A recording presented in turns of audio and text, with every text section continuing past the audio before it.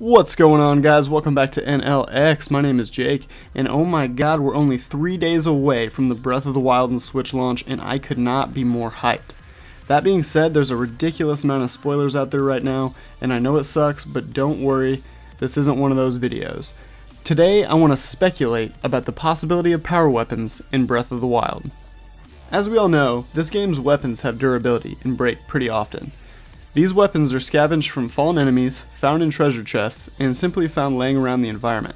And unlike other Zelda titles, this game has us using several different weapon types, such as clubs, spears, two-handed greatswords, and many others, as well as your standard sword and board.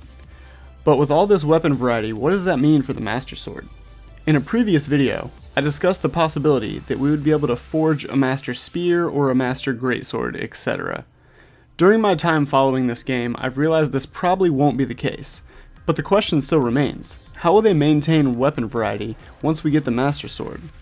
This idea has been floating around the internet for a while, and that's the idea that the champion from each race in Hyrule will give us their weapon at some point in the game.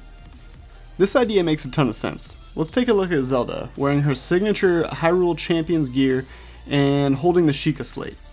We already know the Sheikah Slate is a huge part of the game, and it looks like it once belonged to Princess Zelda, probably before Calamity Ganon attacked.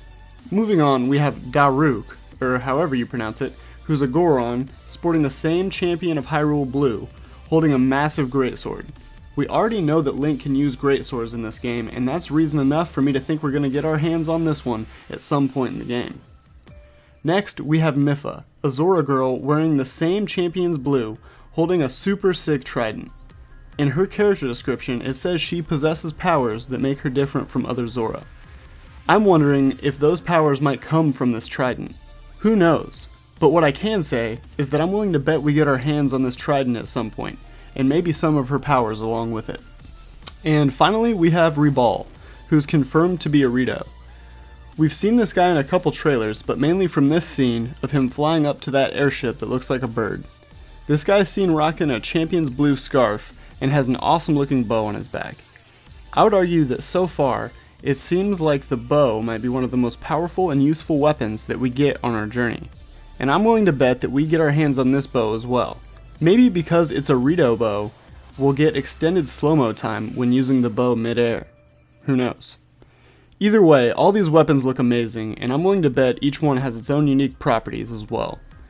Although I'm excited to try these weapons out, it has been revealed in the latest Game Informer that all weapons in Breath of the Wild can break. So who knows what that means for these power weapons and the Master Sword. I'm willing to bet there will be some sort of repair system for these weapons, but we can't say for sure yet. Either way, guys, we're only 3 days away at this point, and we'll all know for sure come March 3rd. If you enjoyed this video, feel free to leave a like, and if you'd like to see more content like this, why not subscribe and stay up to date with all things Breath of the Wild. But as always, guys, thanks for watching, and praise the games. Peace, guys. Open